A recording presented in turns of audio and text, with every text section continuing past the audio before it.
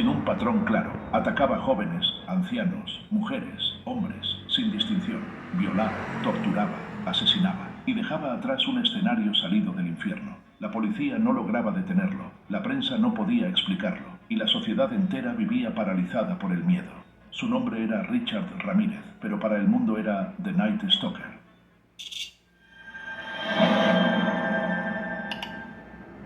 Parte 1. Richard Ramírez nació el 29 de febrero de 1960 en El Paso, Texas, en el seno de una familia mexicana profundamente religiosa y obrera. Era el menor de 5 hijos de Julián y Mercedes Ramírez. Su padre, un ex policía de Ciudad Juárez que emigró para trabajar como obrero del ferrocarril, era un hombre de carácter fuerte, violento y explosivo. En casa las discusiones no eran solo verbales, terminaban muchas veces en golpes, castigos extremos y amenazas. Richard creció en un ambiente de miedo. Desde muy joven fue víctima de repetidos episodios de violencia familiar. Dormía en parques o cementerios para escapar de los gritos y cinturonazos. Su madre Mercedes trabajaba en una fábrica de químicos que afectaban su salud. Se cree que la exposición a estas sustancias durante el embarazo contribuyó a daños neurológicos en Richard. A los 2 años, sufrió un fuerte golpe en la cabeza cuando se cayó de un columpio, dejándolo inconsciente por varios minutos. A los 5, otro accidente lo dejó sangrando tras recibir un golpe con una barra de metal. Estos traumas craneales marcaron su desarrollo. Desde entonces, comenzó a mostrar desconexión emocional, insomnio y comportamientos cada vez más extraños. En la escuela era callado, reservado y retraído. No tenía muchos amigos. Prefería estar solo, dibujar figuras extrañas y, más adelante, hablar abiertamente de temas oscuros como la muerte y el satanismo. Nadie imaginaba lo que vendría, pero todo ya estaba gestándose.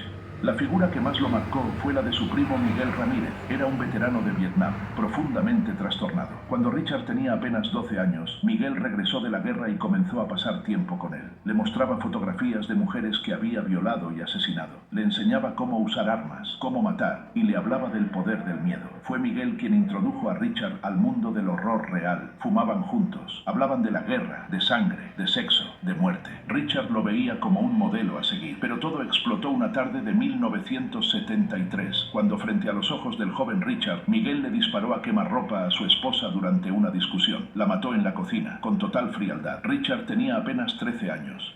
Este fue un punto de no retorno. A partir de entonces se volvió más oscuro. Abandonó la escuela, empezó a consumir drogas con más frecuencia y desarrolló un fuerte interés por el ocultismo. Se volvió obsesivo con el satanismo, escuchaba heavy metal, leía libros de brujería y realizaba pequeños rituales. Su mundo interior se transformaba en una espiral de perversión, violencia e idolatría al mal. A los 17 años, fue arrestado por delitos menores. Más tarde, trabajó como empleado en un hotel, donde fue sorprendido intentando agredir a una huésped. El esposo lo golpeó brutalmente, pero los cargos fueron retirados. La infancia de Richard Ramírez no fue solo una historia de pobreza o soledad. Fue un laboratorio de violencia, trauma y distorsión. Un niño que fue moldeado por la muerte y que muy pronto comenzaría a repartirla.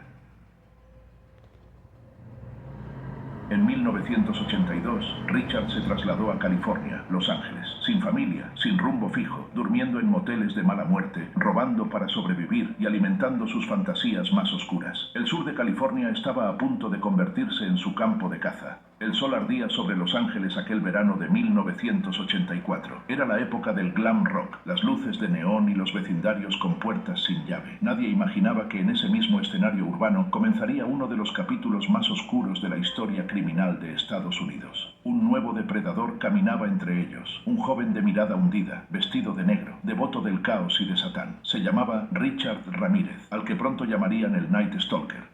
Todo comenzó la noche del 28 de junio de 1984. Jenny Binkow, una anciana de 79 años que vivía sola en un pequeño apartamento de Glassell Park, no contestaba las llamadas de su hijo. Cuando él fue a visitarla, encontró una escena sacada del infierno. Jenny yacía en su cama brutalmente apuñalada, con el cuello abierto hasta casi la decapitación. Su apartamento había sido saqueado y el cuerpo mostraba signos de abuso post-mortem. Richard había entrado por una ventana abierta. El asesino no dejó pistas ni testigos, solo violencia gratuita.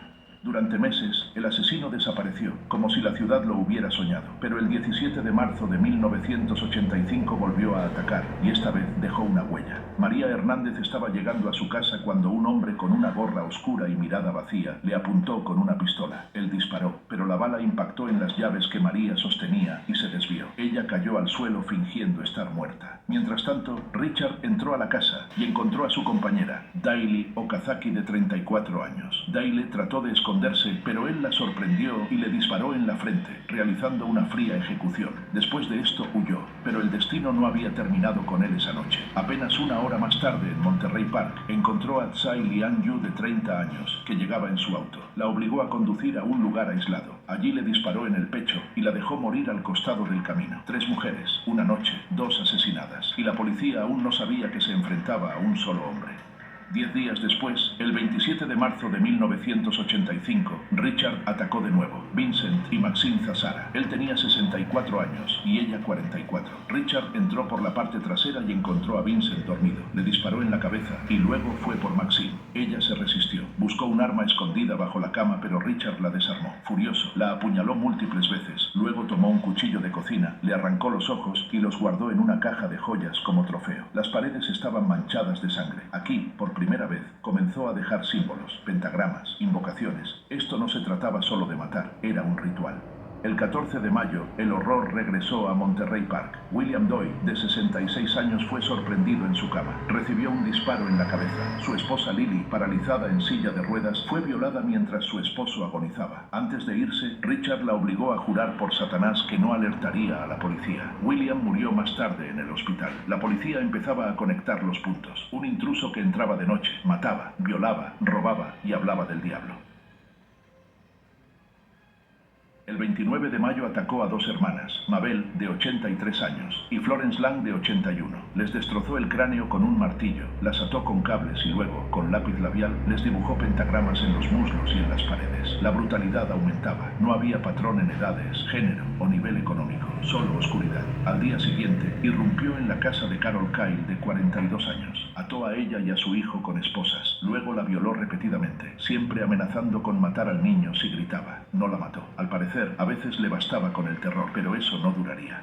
El 2 de julio de 1985, atacó a Mary Cannon, de 75 años. Le golpeó el rostro con una lámpara y la apuñaló hasta la muerte. 4 días después, el 5 de julio, una adolescente de 16 años, Whitney Bennett, fue golpeada con una barra de hierro mientras dormía. Intentó estrangularla con un cable telefónico, pero algo lo detuvo. Ella sobrevivió con 478 puntos de sutura. Más tarde, él diría que no la mató porque Dios intervino. El 7 de julio, mató a Joyce Nelson, de 60 años, aplastándole el rostro a patadas. Su huella quedó marcada en la mejilla de la víctima. Esa misma noche, entró a otra casa y violó a Sophie Dickman, de 63 años. Le robó joyas y dinero. En ambas casas dejó huellas de sus zapatos, cruciales para unir los casos.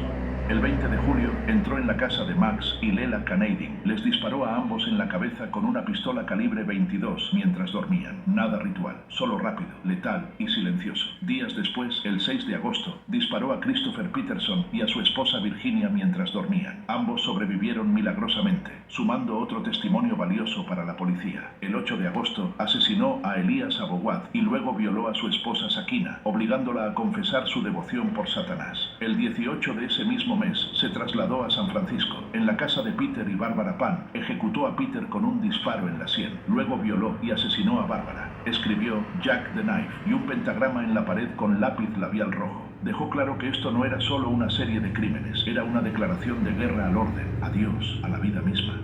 El 24 de agosto de 1985 cometió su último ataque. Entró a la casa de Bill Carnes, quien tenía 29 años, le disparó 3 veces en la cabeza y luego violó a su novia, Inés Erickson. La obligó a jurar su amor a Satanás y huyó en un Toyota Corolla.